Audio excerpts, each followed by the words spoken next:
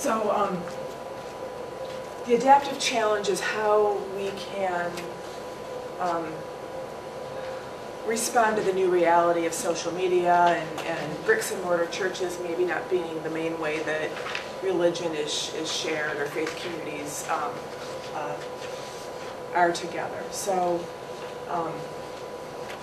the overall mission, I'm being careful not to rub off the, that's hilarious, okay. It's nice that I'm aware of that, and too bad it's just not helpful in this case. So the mission or moral owner is the spread of the good news of Unitarian Universalism. That's sort of the overarching goal that we have.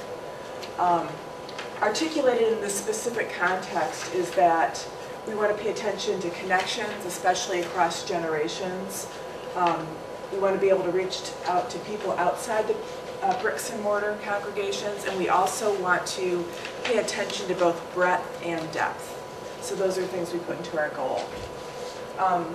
Some of the settings is, paying attention to the generational shifts. Some of us have outgrown our space. Some of us have people who travel a long way to come to our congregations, and maybe if they could participate without always having to drive a long distance, that could be helpful. There's also the reality of we don't always have a lot of money to fund these kinds of things. Stakeholders are the people who are there, the traditionalists, the people who like the new technology, people who aren't there yet, the funders and the people who helped build those brick and mortar churches, and those stakeholders. And then how we can use our agency and actions to make a better world. So how can we use those tools to help others? So maybe they're not part of our people who will be Unitarian Universalists, but we can partner with other people using these. I'm being careful not to rub off. Work avoidance is how do we just start the dialogue, get things off center a little bit, turn up the heat at least into the conversation end of things. So the mission or moral owner is how can we, sometimes we just assume we don't have enough resources to do this. One thing I think Meg did a really good job of is a lot of this stuff is free. You probably have a young adult, you can do this with an iPhone and an iMovie. So if you've got the Apple technology, you're good to go. There's this, sometimes our own attitudes about ourselves might be a problem, that we don't deserve something new, or we're an old fogey church, we're not ready to change. This is just a fad, those types of things. And then just a general institutional resistance to this. Part of this new ethos is that everybody has input, and it really makes, so how do we, part of the work avoidance is just the way our institutions are set up, the command and control kinds of structures we have, and how we can overlap those with some of the everybody participate ethos of the Web 2.0, the social networking, things like that. Competing commitments is that some people don't have access to technology, some people just don't want to be bothered with it. There's other budget items that need our attention. There's this idea of power versus humility. Did we talk about that as far as the learning? I'm trying to remember the context of that. It made sense at the time. The humility part of. I thought it was like old guard versus or younger people that might have, and giving up power. Just start the dialogue. Having humility, accepting. Oh, that's it, right. And that leaders have to be in the place of not knowing as well. As we try some of these new things, because not everything we're gonna. It's not like, oh, there's this new thing that we have to adopt. We also have to figure it out as we go. Thank you. And then how will this actually change us and our comfort level with the church the way it is now? And then where's our formal and informal authority? So what positions do we hold? What sort of convening authority or respect that we have as leaders in our congregations? How can we hold up our youth and young adults as technology tutors and sort of give them some street cred with the rest of the congregation? Uncertainties is that change is happening really fast. Can we keep up? Are we maybe we're adopting it, you know, maybe we're going for beta when VHS is the way to go. And of course, that's not even a conversation anymore, right? And then just the future of the church in general. Are we really going to become more like Europe, where people just don't have church as part of their lives, or faith communities as part of their lives? And one of the metaphors we came up with during the problem is the cracking the whip metaphor. So the game Crack the Whip. So actually that's probably important to put there. Where the people in the front are moving forward and they're in control, and the people in the back just feel like they're being brought along, and it's pretty uncomfortable in the process.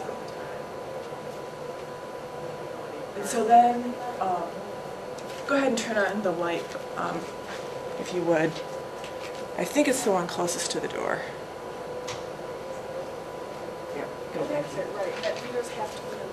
So now we're coming to the intervention end of things. So we started with the powerful question yesterday, which we didn't quite get right. So I thought we would sleep on it last night, and so I've put our flip chart newsprint up there. So the top one was sort of where we were going. How can we generate more excitement about spreading our good news? But we sort of like that beloved community term, right? There were some other things up there that we kind of like. So I wondered if we could maybe give another try at the powerful question. About throughout our beloved community. How can we generate more excitement throughout our beloved community? Of course, that's not even a conversation anymore, right? Okay, so throughout. And that's just the standing church in general. Are we really going to become more like Europe? People just don't. The generations.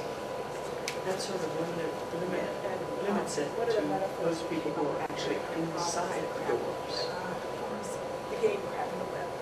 So actually, it's probably. We, the actor. The people in the front are moving forward, and they're in control, and they can't just being brought along. And beloved community is sort of our transcendent ideal of who we would want to be. So then, go ahead and turn on the light. Or how we embody that ideal, maybe, is another way of looking. I think it's the one closest. One of the words I'm curious about is excitement. Because there's also, excitement isn't sustainable, and it seems like there needs to be something that's more sustainable than excitement. I mean, you need that ambition piece to make things happen. So I put our flip chart newsprint up there. So the top one was sort of, we're going to go ahead and grab that and generate more excitement about spreading our How can the beloved community connect with the emerging technologies that our church? There were some other things up there that we kind of like. So I wondered if we could maybe give another try. If we're trying various types of technology and ways of doing church, how can we bring the beloved community? Not bring, but how can we connect them? You know, let's try this in a different direction. And this sort of comes from the yesterday afternoon. Those of us who met, we did this assessment kind of thing where we came up with words that really embodied what we thought was the spirit of SI. So there's this idea of beloved community that we're trying to create. And we want something that points to that in this. That may be the key here. Beloved community. Are we trying to create beloved community, or are we saying it already exists and we're trying to expand it? Which way are we going with this? Okay. How many of you think that we're that we already have the beloved community and we're trying to make it wider and deeper? And how many of you think that the beloved community is an aspiration? That we're not quite there yet, but we're heading in that direction. So there you go. That's good. There's a difference in understanding around that piece to make things happen. And I think what our goal is connection. Whether it's through bricks and mortar or whether it's through that we're adapting to the media that it's use to do church, whether it's connection to, and, yeah. So you use the word adapting, which of course when we're talking about adaptive leadership, but is that part of maybe what the powerful question needs to embody as well, that there's an adaptation element? Let's try this in a different direction. Are we asking the beloved, the current beloved community Yesterday afternoon, to adapt that we then did this these new ways of connecting? assessment kind of thing where we came up See, with that's what, words that really. I'm going to apologize right now, I'm really tired, so I may say something, I don't mean to make any offense here, So but there's this idea of I think that's the sticking point for me. The beloved community seems stagnant. It seems like foundational, which is not a bad thing necessarily, but I think it keeps us from this goal. Are we trying to create? What's the goal? See, that's create the connections. Connection, intergenerational, moving beyond bricks and that we mortar, already have broad in and the deep. community, we're trying to make it wider. So there's a new reality that we need to adjust to. That's my sense of it. So that's Well, or I see it as embracing technology that helps us maintain connections. I'm thinking of people, those professionals that, drive over a half hour to come to our church. Their kids are going to have soccer games on Sunday morning. I don't want to lose them because they give so much to our community. I want them to maintain a connection, and I want them to feel enriched by what we have to offer.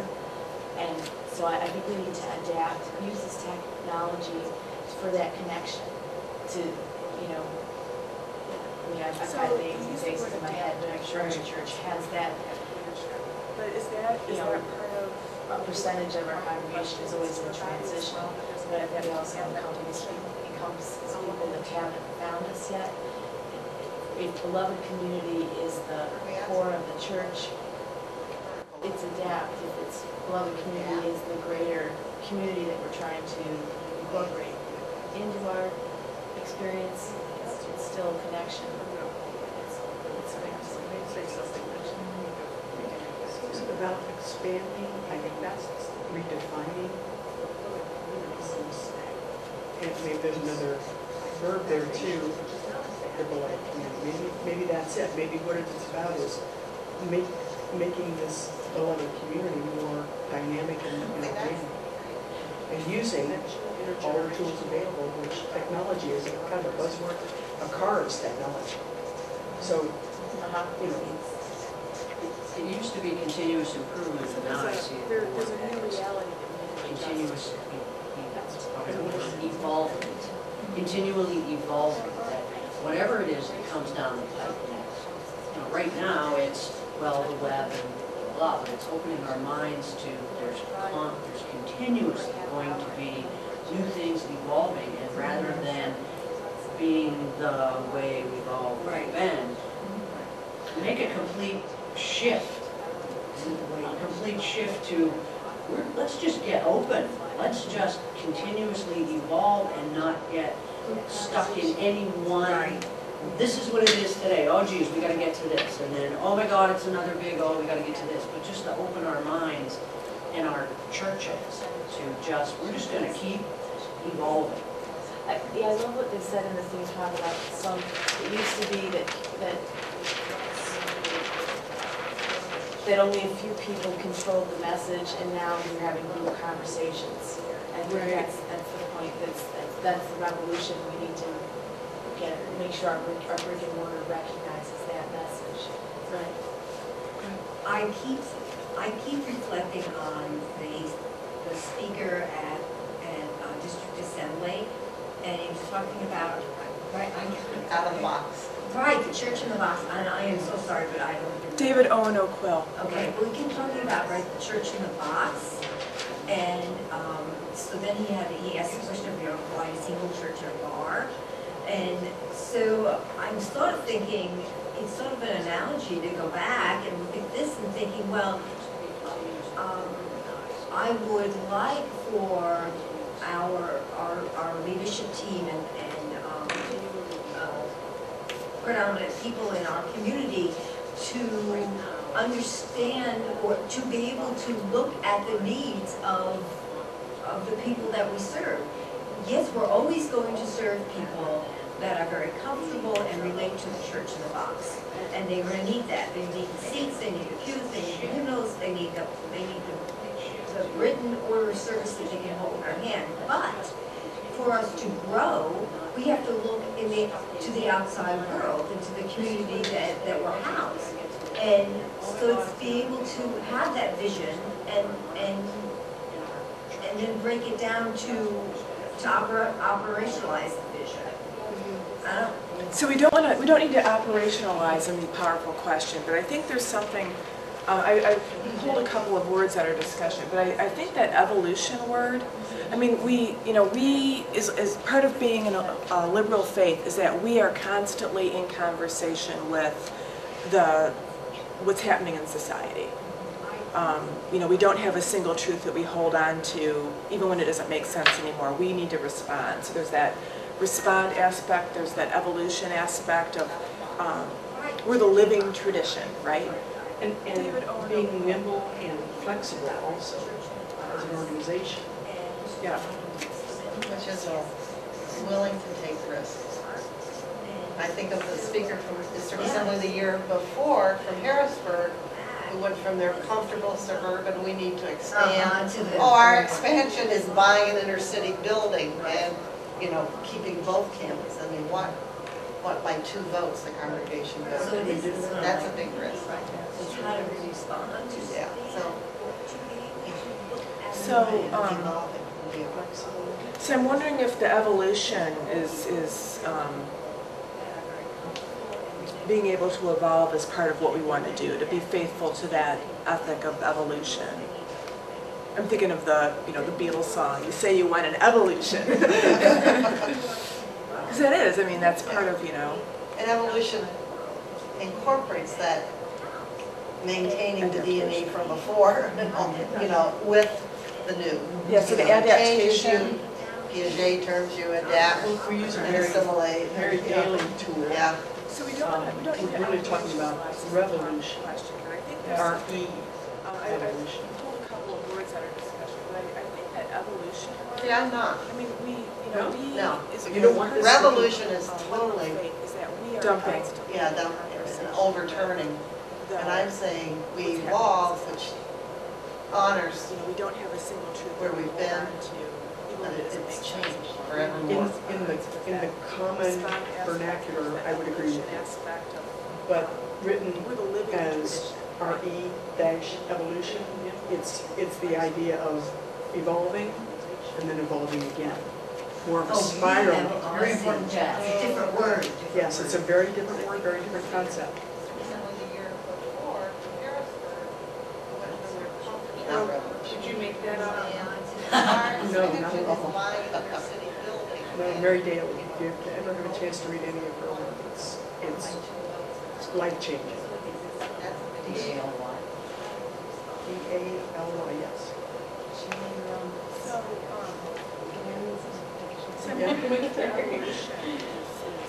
So,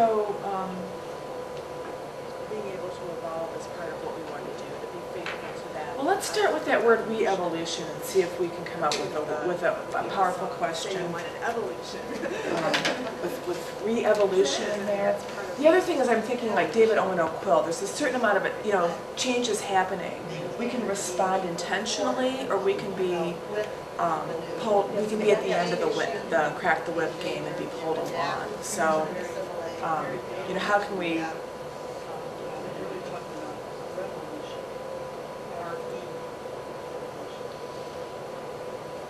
So I need a piece of white paper here so you can imagine a new sentence, right?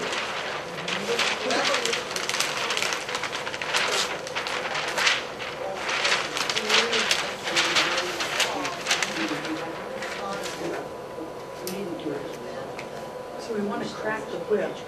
We want to be the leader of that whip in an intentional way that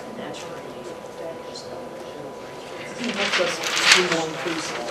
Right. And we may want to, with the metaphor, we may want to go, go in that direction to talk, to reframe the crack the whip experience.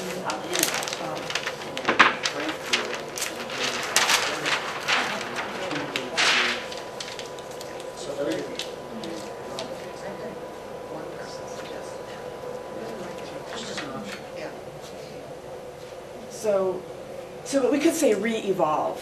So how do we, is continuous evolution, I mean, there's this continuous revelation, continuous evolution is maybe another way of doing that. So, like how can we inject a DNA of continuous evolution into our congregations?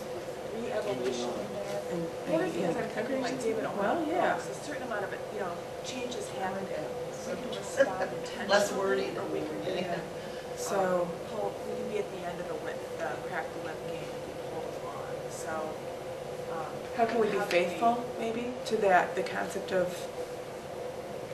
continuous evolution? I like a little more active verb, like embrace or. Yeah. Embrace. How might? Might. I like might. It's a little more hopeful. We embrace continuous evolution. You want to be the leader of that in an intentional way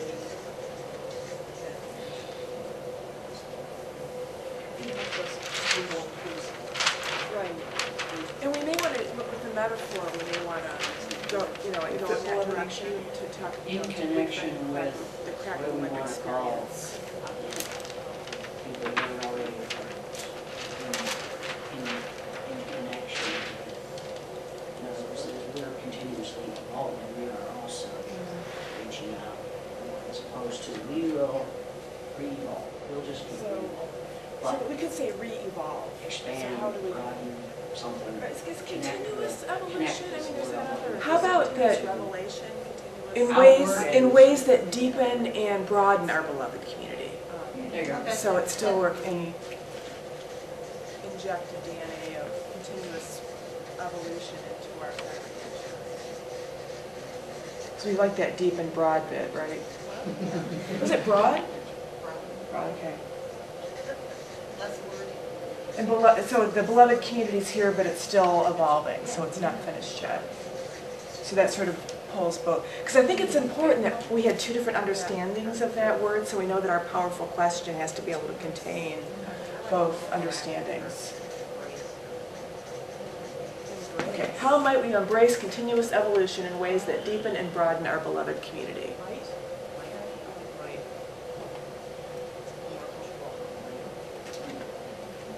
Does that? Is this a 70-30 rule? You're not, totally with it, you can live with it? Yeah, if you can live with Pretty it. happy with Well, let's, can someone pull out their powerful question handout? And let's just look through the qualities of a good powerful question and see if it meets those qualities. Generates curiosity, Yep. So is there, stimulates conversations. I think that would continuous evolution. what does deepen and broaden mean? Thought-provoking. Surface underlying assumptions.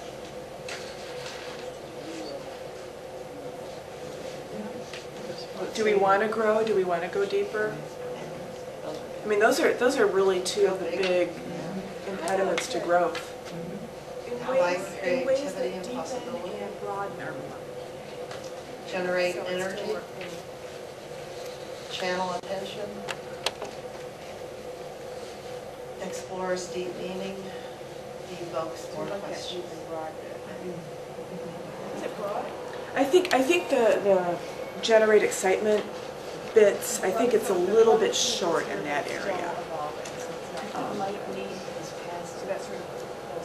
Because I think it's important that we had two different understandings of that word, so we know that our powerful question has to be able to contain both understandings. That makes the assumption that everybody wants to. Exciting way.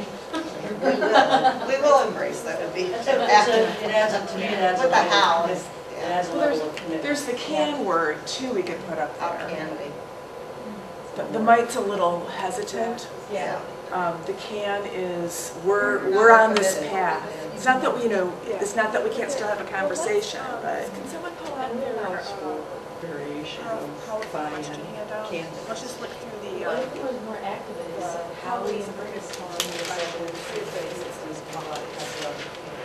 But it's a question that's inviting other questions. as opposed to statement? Yeah, it's a. What is deep in But what I like about can as opposed to might, as you said, is kind of hesitant, or how will we said will, it kind of cuts out some of our stakeholders who might not have the same, I mean, those are really two of the big. there's going to be a variety of buy-in in this process. And if we make it too strong, people are going to say, well, you certainly aren't thinking about my needs. Yeah. Well, we do, I mean, there is an assumption that continuous evolution is a shared value. And there's an assumption that deepening and broadening is a shared value, and that having our understanding of a loving community is a shared value.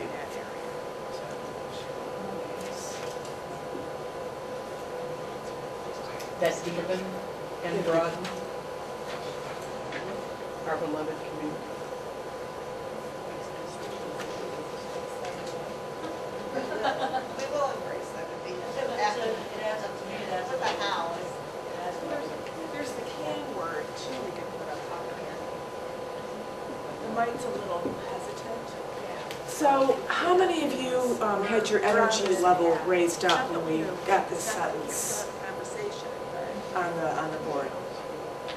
I want, like now I want action, That's good. That's what you want it to do. You want it, this is something that's turning up the heat in the community. We want something aspirational and appreciative inquiry kind of way of turning up the heat. So that's good. Okay, the next area I want to talk about is the whose work is it? And this, again, this is a real key concept in adaptive leadership. So who in our community, where do the shifts in self-understanding of who we are as a community, of what my role, or speaking as this potential person of whose work is it, who what kind of work do I need to do to help reimagine ourselves in this way? And if I'm someone who likes, who's not really comfortable with email, never been on Facebook, I'm going to be a little bit frightened, I think, about, the paper newsletter, I keep having to re-sign up to get a paper copy. I mean, that's probably an experience. So if I'm on the finance committee, I think and I have feelings of being left behind, that's part of, so I would say maybe people in power who don't have this vision might be. It seems like the minister would have a role in linking this to deepening and broadening our spiritual side. Right. Making the case why you need, if you can, you need to embrace this, or at least be comfortable with your beloved community. Yes.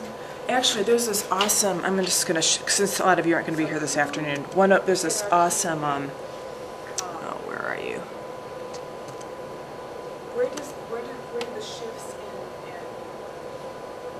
in self-understanding of who we are as a community, of what my role is? And I can just imagine the conversations that would come after a sermon like that. I mean, it would be good. It would stir up something. What kind of work do I need to do to help reimagine ourselves in What this? keeps nagging at me is that And so often it's not a, I don't want to. It's not really comfortable with email, never been on Facebook, there's people that, certainly there's people that resist it by choice. Under the There are a lot of newsletter, I keep having to re-sign up to get a paper copy. That's probably an They want to. experience. Maybe they're interested, they just don't have the resources. So If some kind of a I'm on bridge. the finance committee, Sort of. I think it's, and I have, well, part of it is first, right now we're just identifying who those people are. And then we'll come in with the impact and intervention. So you're saying whose work is it? Whose work is it? Who in the system isn't necessarily on the same trajectory that we are seeing the congregation needing to be? So you're saying, is it, whose work is it to stop being a roadblock, even if you're not going to, for whatever reason, Right. get on board? I mean, we're not all on board on every aspect of our programming anyway. You know what, this is really hard to talk about theoretically, because what's going to happen when you do this in your congregations is you're going to have a specific person in mind. So, But even like, speaking from our congregation, our communication committee, which doesn't really exist, it exists as lots of separate little groups. They haven't thought about, the trustee for communications is the board's secretary. So, I mean, that's been a traditional role, which is very much more limited than what we're asking that person to do now. So whose work is it? It's that re-envisioning of, if we're going to have an emphasis on a different kind of communication outreach. so whoever, like the board level communications, maybe. Board level, maybe communications and outreach, sort of those function I as. mean, we spend board time worrying about how is the board communicating their inner workings Right now, we're just to the congregation. You know, that's been a big focus. We want to make sure we're transparent, but this is a whole variety of a way or a direction to put energy into. And that could also be program council, depending on how your church is organized. So, but that sort of high level.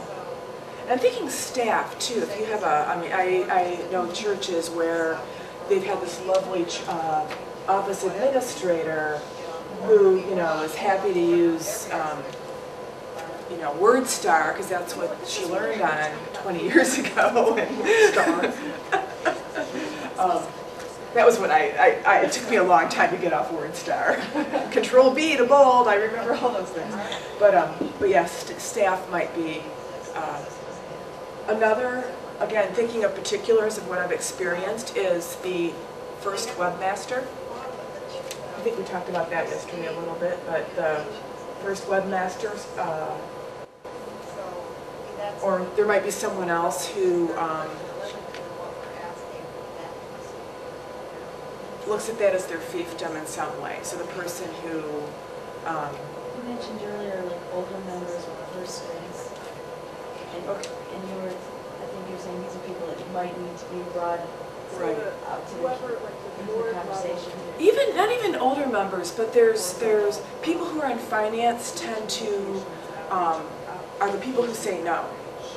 And because they're trying to protect the assets. So I might, sort of I'm going to put financial homeostasis because and it doesn't necessarily have to be personality. And I've seen, initiatives get squashed because the finance people, and actually, the other half of that is the visionary people not maybe needing to take more interest in the finances so that they can have a conversation. So the visionaries to sort of keep, get their feet on the ground a little bit. WordStar, because that's what she learned on it 20 years ago. So have those two groups that are really in tension with one another in a lot of ways as a chunk of the system. That's where part of the work might need to happen. Again, thinking of particulars of what I've experienced. There's I can think of personalities who always have these great ideas that they want other people to implement. And they might be good ideas, but, you know, and we may or may not have the money. How about something, I mean, we have, it's called all different things in different churches, but we have a committee on committee council, we call it. That's the council, it's a committee on committees, that, where all those people sit together. Okay, so there's the, either program, it's like a program council or a committee council. That's, okay. And the reason why they need to be brought on board is because they're trying to protect the assets. it would be more effective to communicate in similar ways, so that someone looking for information or looking for whatever doesn't have to learn 8 different ways to find it. I've seen, you know, initiatives get squashed. So, and some of those things are inviting those people up on the balcony to understand. There's one congregation I worked with, and it's this amazing congregation with all this stuff going on, but there weren't connections to really communicate, so I described it as all these swirls of energy from the balcony point of view. So how do you get them up there to sort of see how, with just a little bit of adjustment, those swirls will suddenly become this integrated kind of dance? So those 2 groups. And we're doing that, but not with technology at this point, so it'd be interesting If there's a way to, excellent. Is that going to be your friend in Meadville? Chunk of what? Swirling integrated dance? Maybe, I don't know. It'll be your metaphor, so. I can think of personality. Okay, we've got some good things over there. Is the whose work is that making a little more sense? And they might be good ideas. So, who are some other partners that we might invite into this? I put the minister down, and what I was looking for is, there's a blog that I write for called Growing Vital Leaders on the UUA website. And again, I'll send links out to that, but the post that's live right now talks about the minister's role and keeping the mission alive and the lay leader's role, and it's by Brent Smith. But it's a really good example of how, if you're asking the minister to partner and stuff, it's a good way of articulating the difference in roles. Say, young adults. If you Young can get adults. a young adult that's technologically, excited, and that raises their level of involvement and commitment, and that's Some of those things are great. inviting those people up on the balcony to Maybe a really nice understand. word. There's one congregation I work with, and it's this amazing congregation with all this stuff going on. There weren't connections to really communicate, so I described it as all these swirls of energy from the balcony point of view. And they're probably So how do you get them older up there adult to sort of see professionals. how, with just a little bit of adjustment. Can I put older more? geeks down? Yeah, older geeks. Really appreciate those. Geeks of older any geeks. age, we don't Yeah. There are more and more of those available. It's true. You can just walk through your door and change lots of things. Because they're hacking church. Yes. Maybe your metaphor. So, let's go ahead and play with the metaphor a little bit before we go into the interventions and the holding environments. So, we had the crack the whip game metaphor for the problem, but now we have this powerful question. And there was what was the metaphor? Oh, the Beatles song, "You Say You Want an Evolution." But is there another, that's an example of, one of my habits, as you have figured out, is writing alternative lyrics to songs. And so that can be your metaphor, if you will, so that you can just sing the chorus and you're pointing to a bigger idea. It's a good way of articulating the difference in roles. He wasn't popular, but I liked Spider Plant? Nobody voted for it. We were voting voting on on metaphor. Yeah. Oh, that's right, there was another metaphor too. There was a couple that was popular. What was that? There was a Spider Plant one, which I actually liked. Oh, the greenhouse and seminary.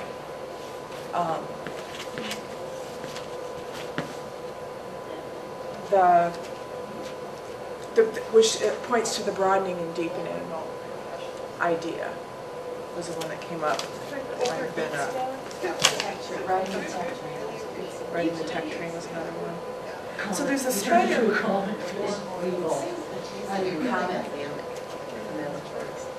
Well, the spider plant's not a bad, I mean, part of what I try to talk about is, you know, what's the DNA we want to inject it in. If you come to my sermon on next week, this is what I'm talking about. But what's the Unitarian Universalist DNA? What's our missional DNA? And let's be really good at articulating that. And then we can really give people a lot of freedom on how they live that or how they lead that in the congregation. What was the metaphor? The metaphor needs to be something that's got a big verb about embracing. Embracing what? One of my habits is you figure Yeah, out mission. writing alternative lyrics to songs. Wait, so what's one metaphor that talks about embracing Just like singing and chorus. making it more expansive? Or what can get us to embracing it. The embracing could be a result of whatever the metaphor is.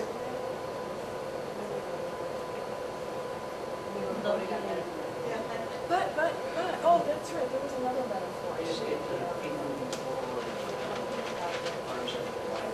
a study which I actually like. Oh, the greenhouse in seminary. It's not really, it's just a person we're out on talking about the community. Which it points to the Rodney idea. So like this gathering in kind of. Which would be interesting to have a metaphor that has an embodied aspect the way that the Crack the Whip one does. You don't necessarily have to do that, but. Well, the spider plant's not a bad. There are other. I mean, part of what I try to talk about is, you know, what's the DNA just for a moment, just to maybe get into another part of our, because this again, we're trying to get into our right brains with the metaphor idea. So let me just invite you to just close your eyes for a moment, and or soften your focus if you don't like to close your eyes.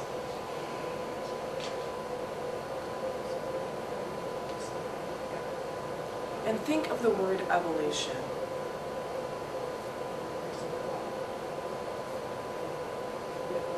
Evolve, evolving, evolution.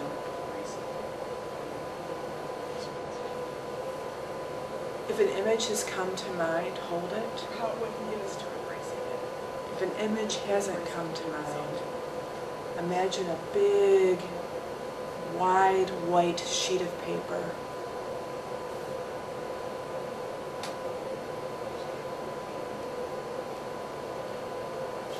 And in the middle of the paper, you see a fuzzy image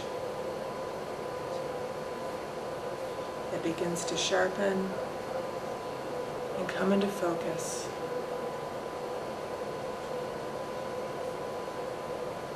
So like this gathering until you can see what it is. It would be interesting to have a metaphor that has an embodied aspect the way that the practical living is. You don't necessarily have to. And then when you're ready to open your eyes.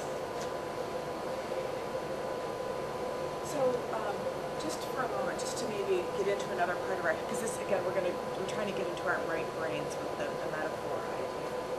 So let me just invite you to just close your eyes for a moment. And so did that work for anyone? Did an image come up? I got the spider plant. I'm stuck on the word spider. I'm seeing, because we have a thing called the thread from the web, and I'm thinking of how that would transform to a group conversation instead of a piece of paper and a fly, and how people could be in real-time communication. But, hey, I'm being specific, but the Hogwarts group uses Yahoo groups, and they actually talk to each other in group conversation, versus the social justice committee that relies on monthly meetings, emails that not everyone gets, and with this small committee that not people want, frustration is not many people want to be a part of or go to. There may be other issues there, but in terms of functioning as tendrils off that spider thread, or parts of that web or thread in our group one has found some vitality in the concept we're talking about, now the group conversation versus the other that's still stumbling over Old forms. First I saw sedentary rock, the river and so forth. Then I saw metamorphic rock and volcanoes and pushing up of mountains. And then I came to the earth is always evolving, and then the song, the earth is always turning. Grounded. That one? Yeah, and I think, you know, relating to something that we embrace, you know, our earth and nature, just to see that as always evolving too. It somewhat softens the blow for some people. Nice. Okay.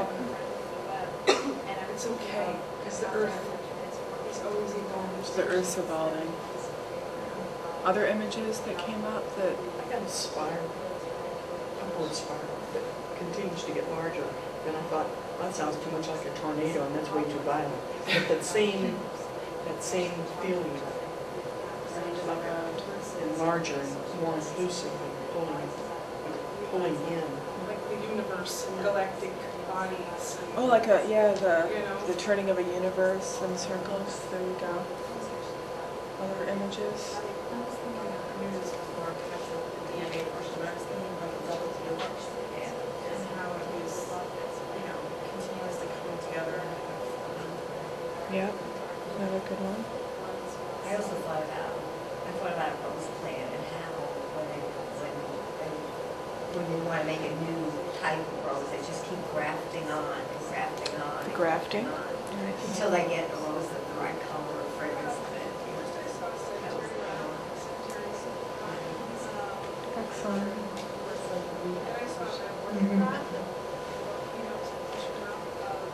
Any others? I have one that doesn't work at all, but it is stuck in my mind no matter what. But it might be helpful as a counterpoint. I kept seeing fireworks, fireworks, and then, because we're going to, if we develop this technology, just send these things of great beauty out there, but the whole picture, we don't know.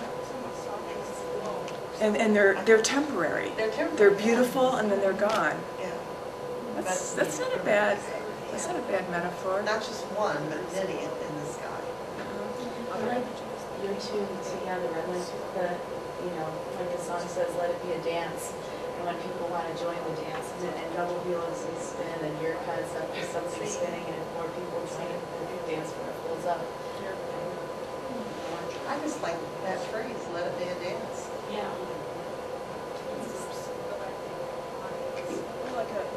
It's a possibility too. So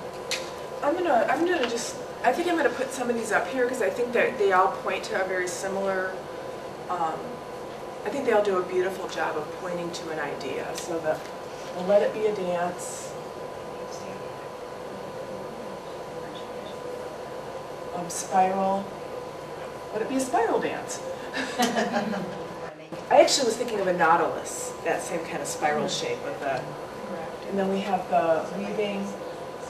Was it sort of like weaving and reweaving the web? Because you know how spiders continuously have to redo their web and it always looks a little different each time?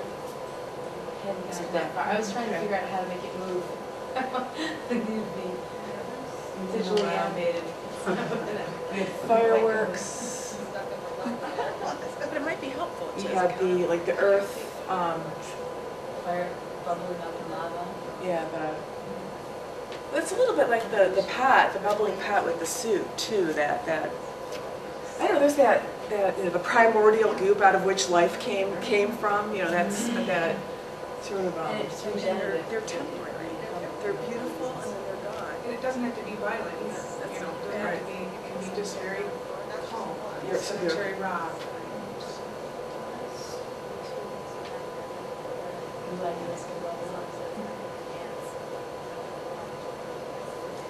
We have the galaxy, the spinning of the galaxy.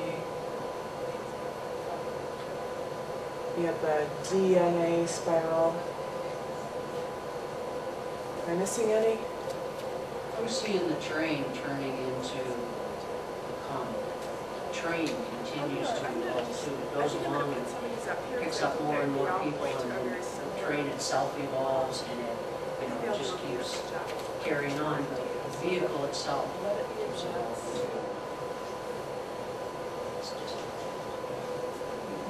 Spiral. Maybe spiral dance. I actually was thinking of a Nautilus. So there's this idea of continuously moving ideas is the metaphor framing the work. So, which is good because there was that spiral thing we had in the conflict transformation, which is also sort of this.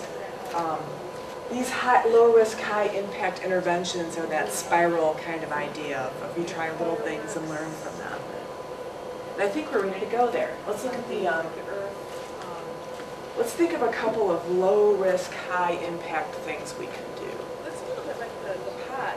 And again, think of your own congregation and what you have and don't have. So you may already have a Facebook page. I think of our congregation, we went from a very static Facebook page to a very dynamic one because we had people with those skills who were willing to volunteer. And they said it was easy. Didn't take long at all. Really? I had no idea. But it, so both web and Facebook. Right, it just suddenly really changed what people can find out about us. After church workshops. People are already there. Right. Get the youth, Bring food. How to get on Facebook? So sort of a training for people. So training of the technology. General, this is what it looks like. Because when it's like somebody talking about, like she just said to me, and that's, we're talking in terms of these people, they hear the words and they have no clue what it looks like. So, you know, is it a machine, is it a thing? So when we say low risk, high impact, I'm thinking just a show and tell. This is what, not, this is how you use it, and you can go to this website and you do the, but just a real general, this is what it looks like. And focus for people at each level to get rid of some of that fear. This isn't scary. Oh look, this is, oh look, there's Betty. Oh, you know, that kind of, take the fear out.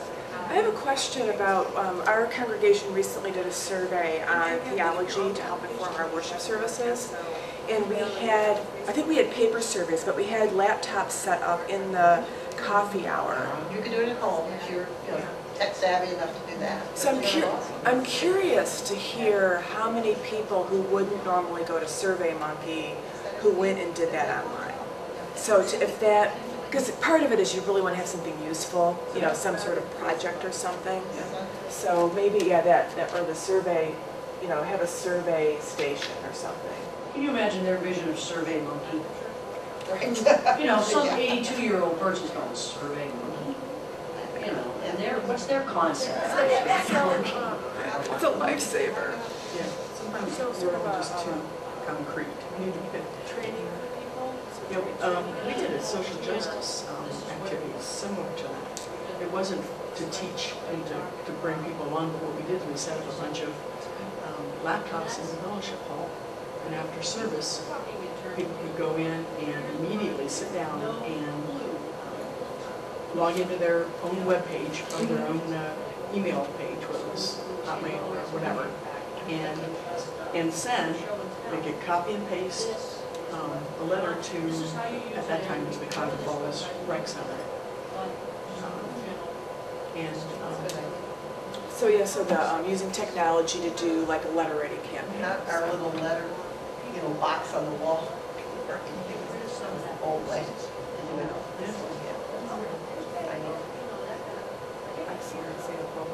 Another thing a couple of ministers did is they were on different sides of the country and they live streamed into each other's services. So they shared the sermon.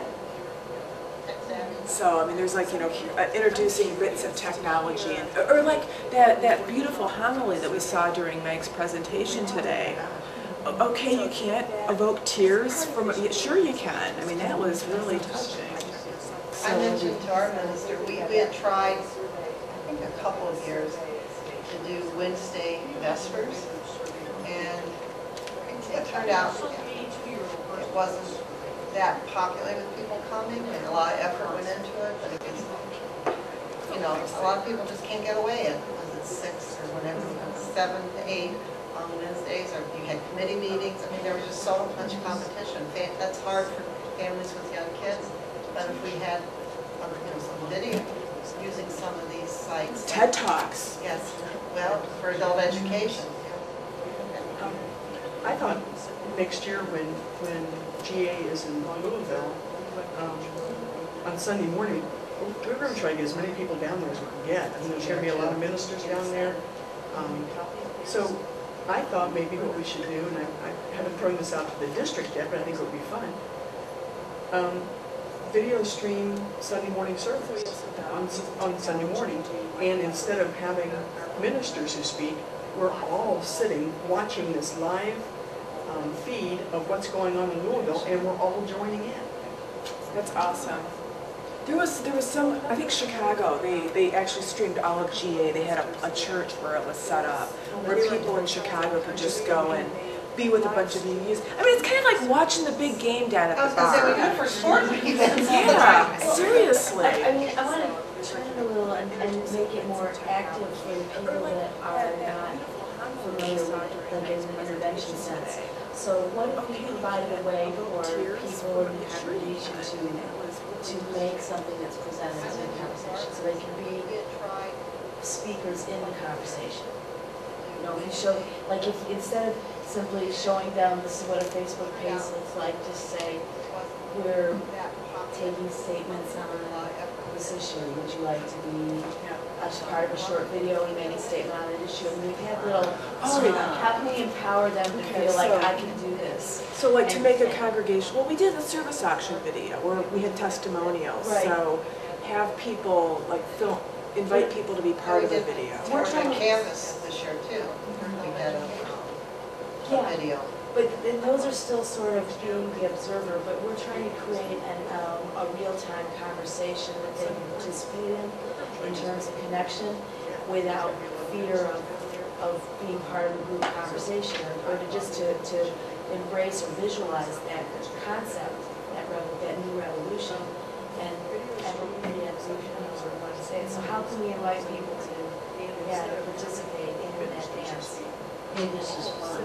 Yeah. Hey, this is easy.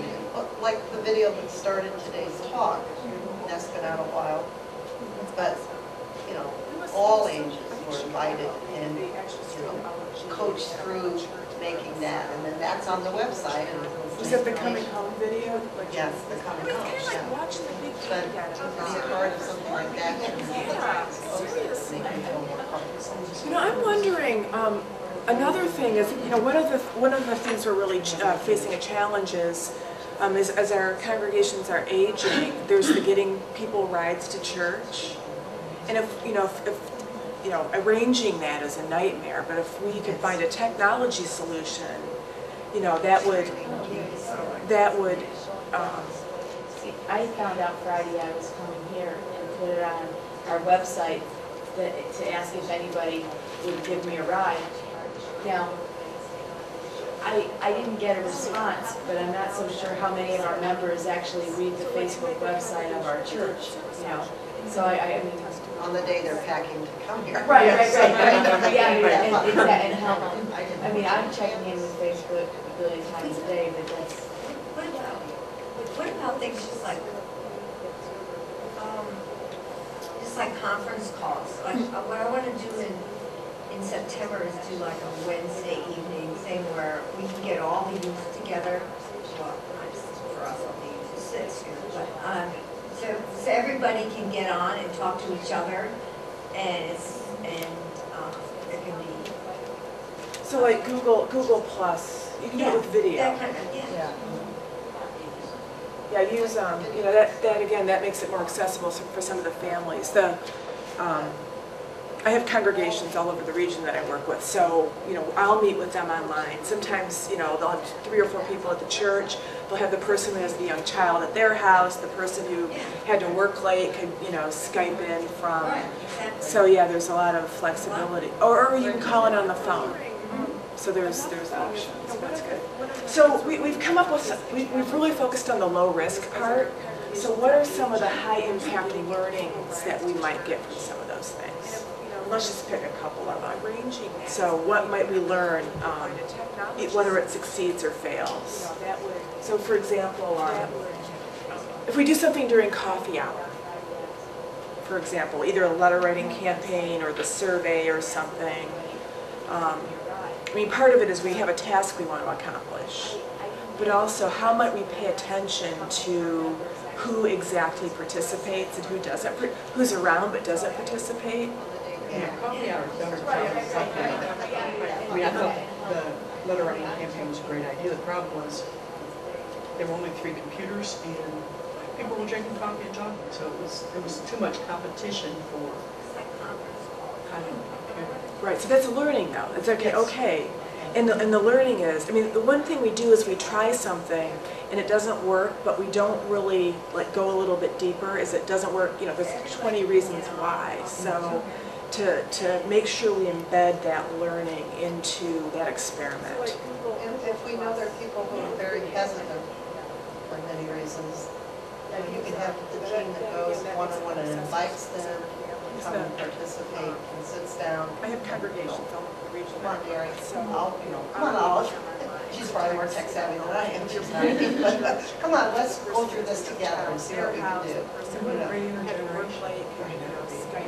High school kids saying, sitting at the computer and here comes someone who's not very tech savvy and they say, how about we do this? But it has to be intentional. You plan that, you coach them, they know that you scripted that almost. You know, this is how this will work. This is what it was. And again, that raises the level of the youth and the young people and their importance and the value to us, and it gets them more visible. And any one of those initiatives we begin to show the why. For example, either a letter writing campaign. Why? What are the problems? Why is this a challenge? As soon as we start asking those kinds of things, Also, how much we'll get answers to what are our real roadblocks, what are the real issues, as opposed to the things that we think are keeping them from it. yeah, We'll find out truly why. So yeah, so I mean, like, but definitely the paying attention who's not participating is. I put down just directory digital. Going to a. We have a church database that handles our pledging and membership directory and stuff. We have the ability to embed pictures in it in a way that we could just, you know, access that information and probably just download a directory out of our database. And it's like one of these, yeah, I mean, it's like one of these things, you know, if I had, you know, if I... That's on the agenda for fall, I think, but I didn't realize it was all digital. I mean, yeah, because you can put in the directory, you can, sort of like, you know, my phone. You know, if you have a picture on Facebook, and I get a phone call or email from you, I just take your Facebook picture, and so it comes up on my phone, so I can see who's calling. I get to see the face, because for me, that's, I don't know, it just makes it more personal. So. Now, and just looking at what we said our question was, how are we broadening low risk, high impact things? Which ones do you see as broadening our beloved community? Okay, so I'm gonna underline broaden. It's not a very good orange, but I won't use it. So broaden. I'd say the GA is broadening. So the TED Talks. TED Talks. I'm thinking, how is this an outreach to bring more people in? I'm looking at that's Oh, I see. Okay, so the web page, Facebook, maybe. Definitely the paying attention who's not. If we video I put down service, put that on our webpage. This is not only who we are, words and pictures, but here you can experience a couple of different, it's really hard on a UU service because, you know, the next week it's clowns and lions. It's but- next that, rather than talk about who we are, show our values. So, you know. Did you have say we clowns created and lions? this? We don't want to put it- A video tour of our church, like they do on the real estate websites. And this is what our building looks like. Here's our room. Look at what the powerful question just added to this conversation. Oh my gosh, boom, right? All these ideas sort of pop out. Yeah, you know, because people, you know, have really looked at our websites usually before they walk through our doors. I know we're sort of at the end of our time, but I wanted to spend a little bit of time talking about the holding environments. Because again, this is Crack the Whip, and we want to create space for people further down the chain of the whip in the system, on the technology. And even the outreach part. I mean, there's you also, not just the technology, but some people are afraid of growth anyway, no matter how it comes.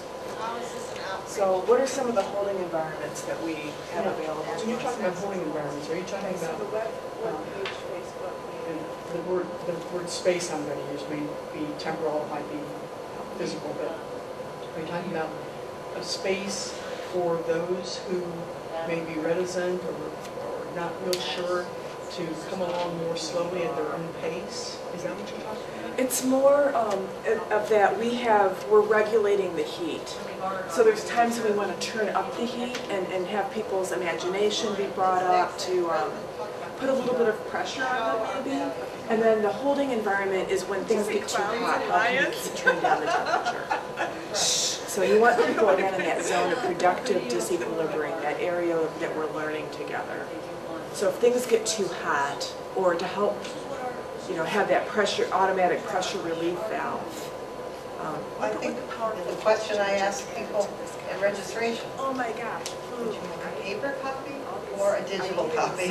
Okay, Which are, you know, continue to offer, Because people, you know, have really That- looked at our websites usually before they walk through our doors. and people seem to, it was interesting that people wanted, a lot of people wanted to say paper, but they felt the value Because because again, on this is digital. Crack the Whip. We want Because to of create space for It was interesting to see a little struggle with the answer to that. Very simple question. And saving money, because in a lot of the, in the system, on the technology. or here maybe, is And even the how are you outreach pay the part, minister? you also. Well, you know what, if we do more things digitally, that will save money. So, So that's a way to, But we still that's have not to honor necessarily those holding people. environment. But then, well, I mean, a part of that is oh,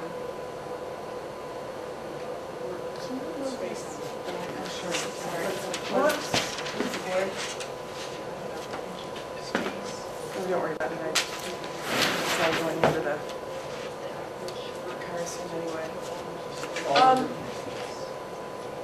It's more, you know, I think one holding environment we had financially was going to a missional budget. So it's reframing the money questions. Missional budget.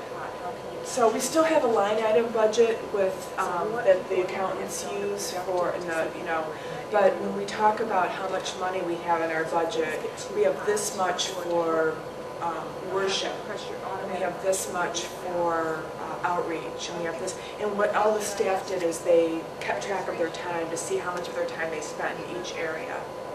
So instead of just saying, okay, Sarasota, Florida. Sarasota, Florida has a wonderful explanation and example online of that. That's where we went. I'm gonna write Sarasota here, Sarasota, Florida, as if you'll be able to read my chicken scratches when you, I'll send you the camera shots of these. Another holding environment from our congregation is, this makes me feel something real school, but I looked in our newspaper one day and realized we were no longer advertising. And it was a budget, you know, it was $250 a year. The board the year before decided we could use that money elsewhere because everyone goes to the web. Well, I mean, a part of that That's where they would find us. And I'm like, not everyone, number one. Plus, it holds a space for us in the community. People still read our local paper. Plus, if we pay them money, they'll be more apt to print our little, special interest stories on the religion page. And so I argue that, and we're back in for $250. Same thing happens on, I said, let's put So it it's reframing. within the congregation. So, So it's sort of so we still have realizing that some of those old-fashioned traditional have more than, yeah, there's more to that than just. So it's curious. I mean, another tension we have in our congregations is it's important to have a lot of different experiences and wisdom around those decisions, but we also don't want to have our individual members micromanaging the decisions of the board. So there's that input. So maybe one of the holding environments is to provide opportunities for input, but not decision making. Right. I think you'll be able to read my chicken scratches. I'll send you the camera shots. Another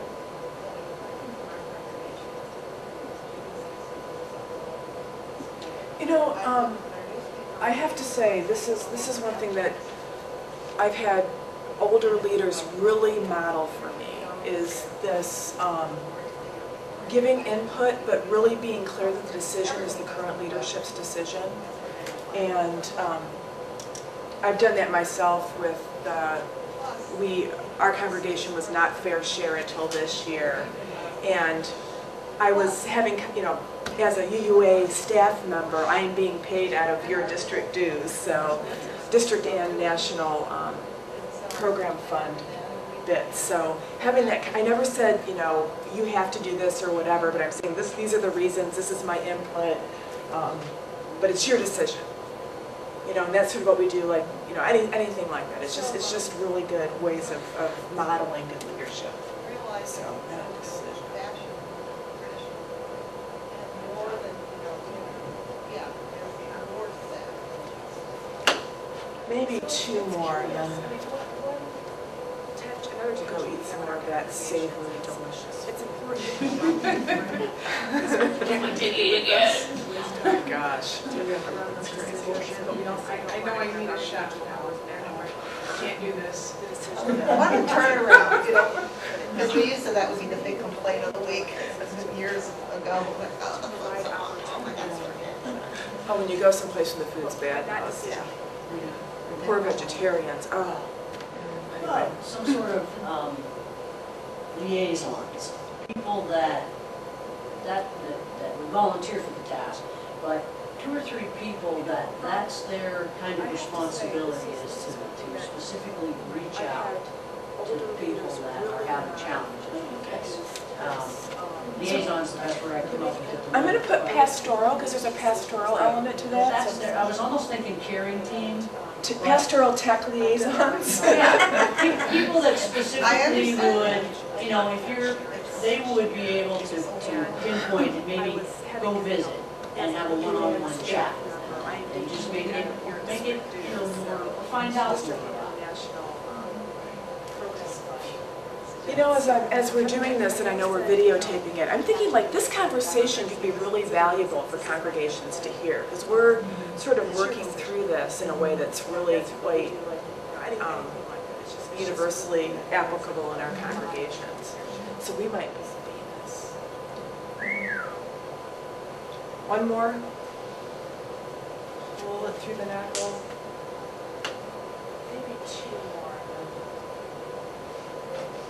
Just kind of lame, but some sort of statement, a statement from the board that, like the No Child Left Behind, just some sort of powerful statement that says no matter where we go, you're coming with us.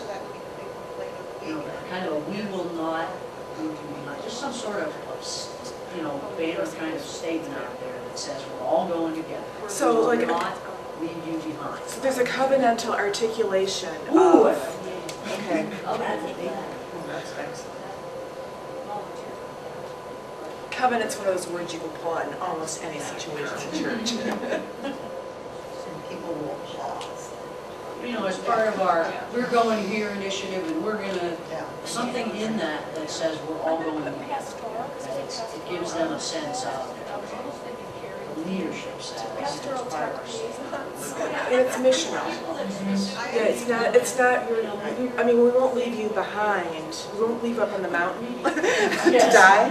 But at the same time, you may choose, I mean, you know, there's always that understanding that the church may not be a good fit. Yeah, you can But- even. Yeah, you know. We're doing this, and I know we're video, do you have another one? I'm Yeah. thinking like this And to conversation. me, since I think in most of our churches, Sunday worship is sort of the peak experience for most people. If we use this to the best of our tech abilities in our own buildings or whatever, but where it becomes part of the regular, this is what we see, we experience. It doesn't have to be the heart, you know, but you start slow and it's there. Sunday after Sunday, so people see this is part of who we are. She's valued. Yeah, it becomes, we live the value. So it becomes the new normal. You know, I mean, the other part of that is, especially with worship, and this is my own personal prejudice, so I hold that up because I appreciate kind of the let's put on a show in our grandpa's barn kind of ethos as well, but to make sure that it is high quality when you do it. There's nothing I hate more than doing a presentation and the video doesn't work. This is one reason I take my own equipment everywhere. So, so I think there's that needs to be high. You know, you really need to. We're going here initiative, and we're gonna, something. And pay, you know, getting the good stuff too. Yeah, but it means that you spend that little extra money, which we haven't done in decades, to block out the extra light. Right. You can actually see the screen. I mean, That's up there. I mean, if you're just, you can have wonderful quality, but you put it up and die. anyone. But at the same time, or you get the backlit screens where, you know, the ones like those Methodists have down the street. I know, I've been there. Wow. The naysayers, You know because what? as soon as something goes wrong, they say, see, and then we're wasting. Under low risk, high impact is the visiting places. Yeah. Remember at we had our ordination at a different congregation. The Congregationalists shared their space for my We're ordination. too small. Yeah, because they just do didn't have anything. enough space. But there was something about us worshiping in a big boy space.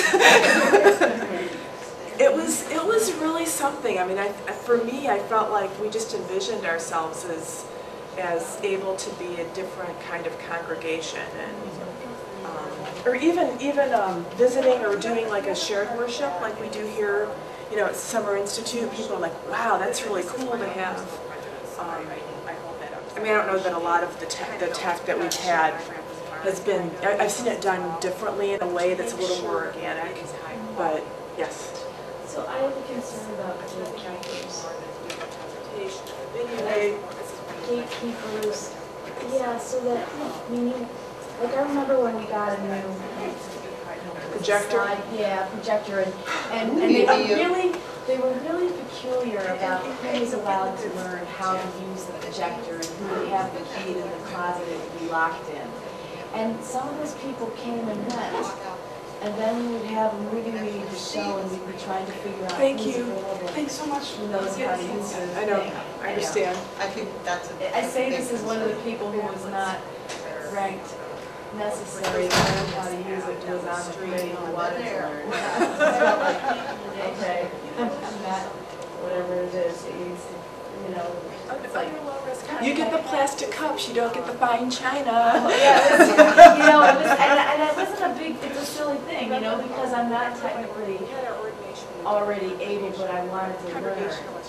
And I think with this, we gotta be, it's one of the things you wanna be careful of, that it is welcoming and a stepping stone and not a stumbling block to the operation. Big boy space. So there's the gatekeepers, but there's also that. It was really something. I mean, for me, I felt like we just. I mean, that exclusionary kind of thing that can happen. I mean, you know. The more expensive the equipment becomes, and the more fragile the equipment becomes, because our laptops and things now are a whole lot more fragile than those, you know, slide projectors. But as it, as it becomes more costly, It's been, they but at the get- same they get a time, little more protective of it. but at the same time, projectors and stuff have become ubiquitous enough that, I mean, I can say this because we won't be here, but I've left my tech in this room and it's been unlocked most of the week here, and I really haven't worried about it. Because frankly, that projector is way nicer than that projector. but there's, there's this, it's not quite the cherry of a thing to steal anymore. I used to use most of this stuff with 7th graders, and I would ask for their help, and, they could do it. So it's, Right. as time goes on, this becomes just so much part of the DNA of who we are. That, at first it's like, we raised this money, we're keeping this under lock and key. Right. It's like anything, you lose it. When we got the silverware we used for special occasions, and now we use it all the time. I mean, a parallel adaptive challenge to this is going from gatekeeping to permission giving. Right. But I think too with this, what we're talking about is connectivity. So we're talking about something that, people can go to the library, people can go to, they don't have to use our computers. It's saying you can be part of the conversation and we can all talk together. It's like we lost joys and concerns at one point, and for certain legitimate issues, but we could still have joys and concerns online or talk back after the sermon or Fragile the equipment becomes, because our laptops now are a whole lot more fragile than those, slide projectors ever were. But as it becomes more costly, But at the same time, they get a little more protective of it. But at the same time, projectors and stuff have become ubiquitous enough that, I mean, I can say this because we won't be here, but I've left my tech in this room and it's been unlocked most of the week here, and I really haven't worried about it. Because frankly, that projector is way nicer than that projector. but there's, there's this, it's not quite the cherry of a thing to steal anymore. I used to use most of this stuff with 7th graders, and I would ask for their help, and, they could do it. So it's, right. as time goes on, this becomes just so much part of the DNA of who we are. That, at first it's like, we raised this money, we're keeping this under lock and key. Right. It's like anything, you lose it. When we got the silverware we used for special occasions, and now we use it all the time. I mean, a parallel adaptive challenge to this is going from gatekeeping to permission giving. Right. But I think too with this, what we're talking about is connectivity. So we're talking about something that, people can go to the library, people can go to, they don't have to use our computers. It's saying you can be part of the conversation and we can all talk together. Right. It's like we lost joys and concerns at one point, and for certain legitimate issues, but we could still have joys and concerns online or talk back after the sermon or, Well, it's lunchtime. Thank you all. Yay! And I'll take a picture of this before I forget.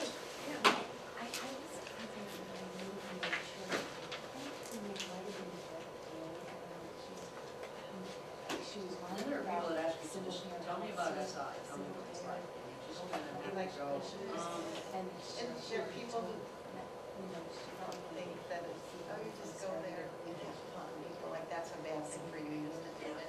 Like, we have fun learning, and we have fun just being silly, and we have fun thinking about our own congregations and having incredible conversations about the future. And we have, one of our members said to me, tell me what your favorite part of you really like about SI. And I said, the only thing I can say is there's no part of it that I don't like.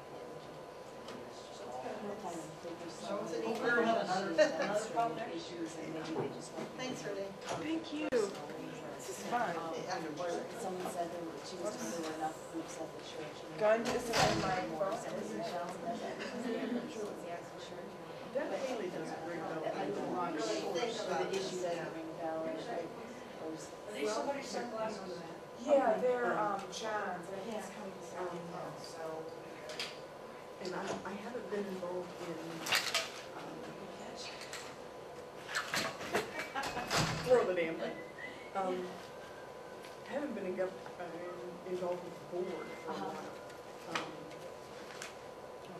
So I don't know about issues like that. Okay.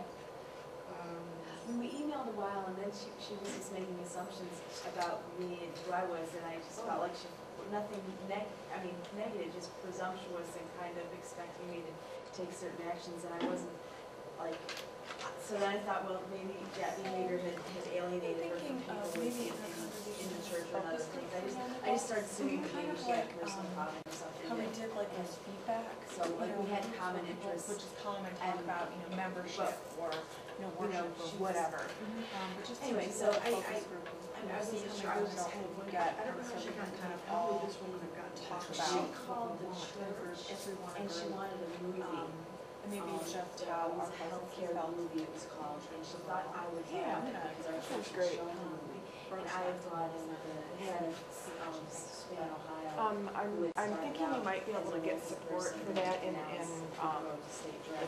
if you wanted, like, I don't know, depending on what age group if you're looking at like the younger end of that, or just, Yeah, that's the thing. and then you've got like people like Angela and Jesse, young, they're younger, but they have little kids. So there's that end too. Yeah, that's the thing, I guess, and for me personally, I think of young adults. I share. Yeah, obviously they can have children, but I feel like once you have children, you are in these like parts of your family. I thought, That's right. different. So that might be a way to articulate like young adult singles or whatever. Yeah, or, okay. or, Yeah, I didn't know because she was, yeah. I mean, Yeah. single Figure parent. out a way to like word that, Yeah. But that might be a good next step. But she reached out and the administrator delegated it to me, and someone who's on the social justice committee. yeah, I mean, but if it's that kind of, if there's things where you need like supportive, like maybe somebody making lasagna or something, that's something you might be able to put out. Okay. You know what I mean? Because Yeah. there's not money available to, Right. you know, if you can offer. I'm trying to remember that. And Yeah. then maybe World turn it out into a there. project. I know. Yeah, But yeah, I don't know if it, don't be afraid to ask for that kind of hospitality from other people. yeah, She wanted me to support, Okay. somebody who's this. Excellent. Yeah. Thanks for bringing that up. It's a possibility. Yeah. State, and I'm extremely I don't support anyone financially, and I feel conflicted West Shore about, out of state. I know it's a little bit, I knew her in the conversation is broad and about I need community to sort of encourage me to be my best self. So that's part of what that is. It creates structures for dialogue.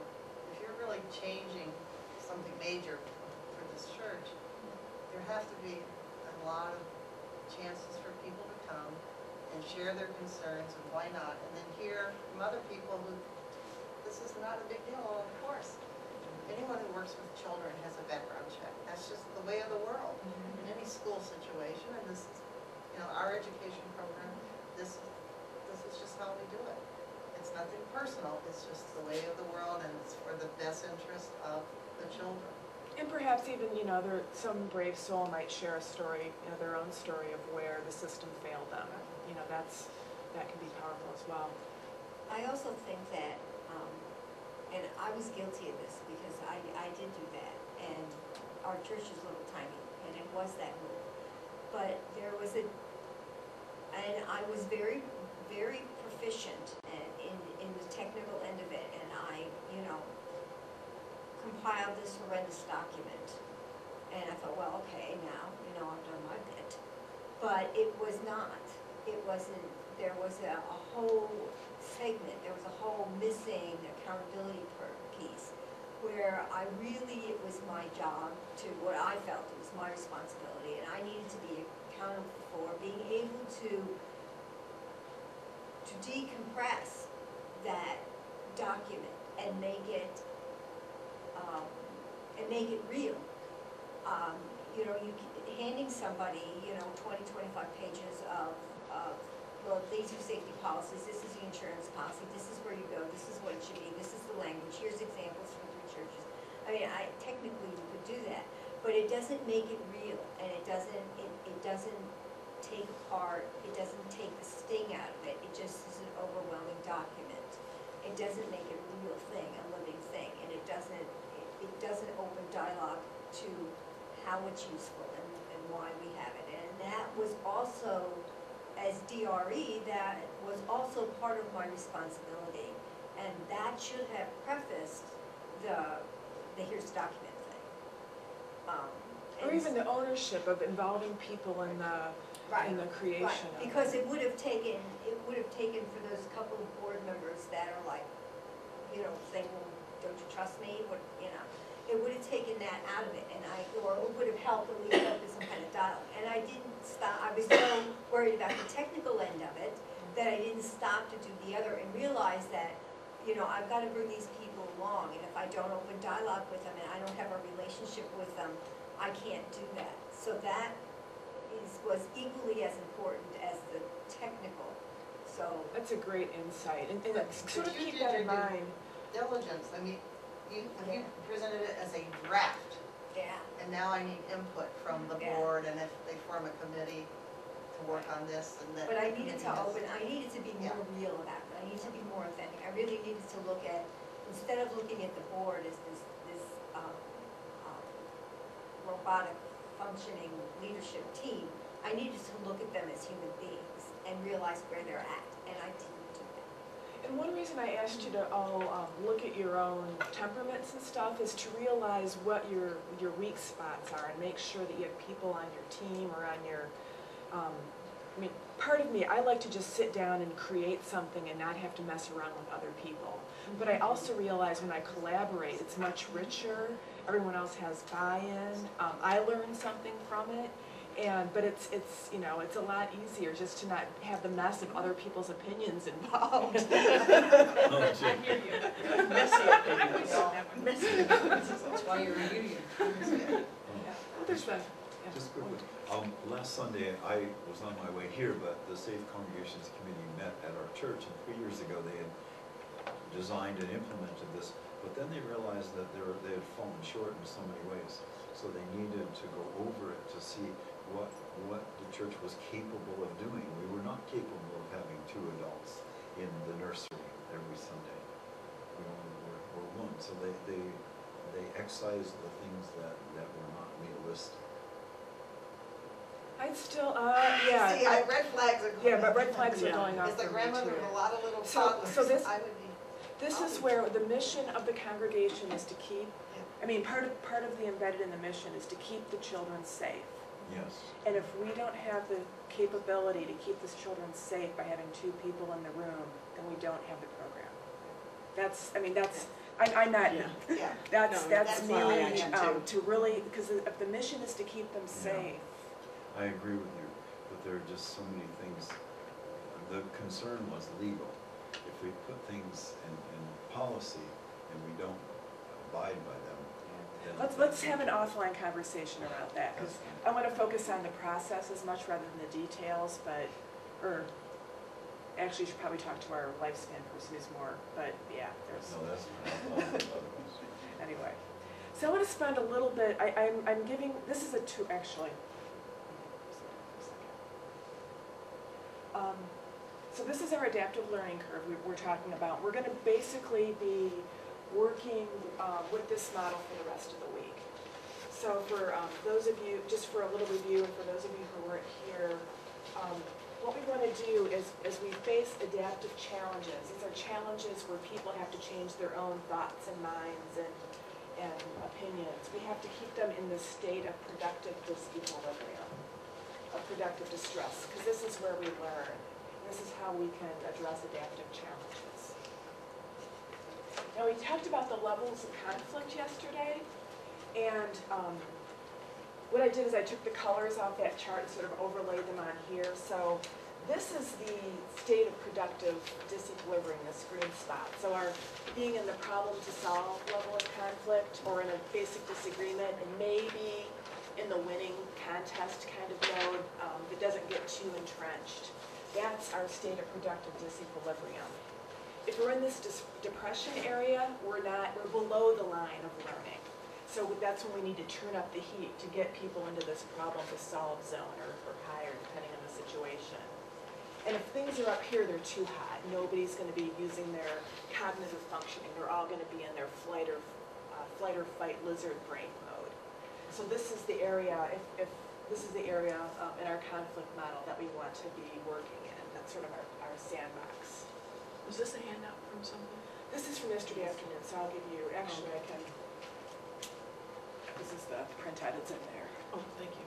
This is Speed Lee's level, 5 levels of conflict.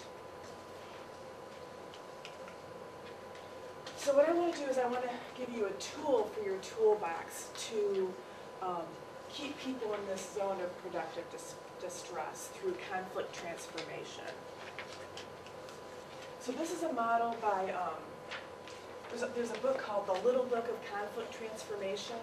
And there's actually a web page that's it's a little book to begin with, and then there's a web page that condenses it down even more, and it's free online. So I'll give you that link. But this is from that particular website.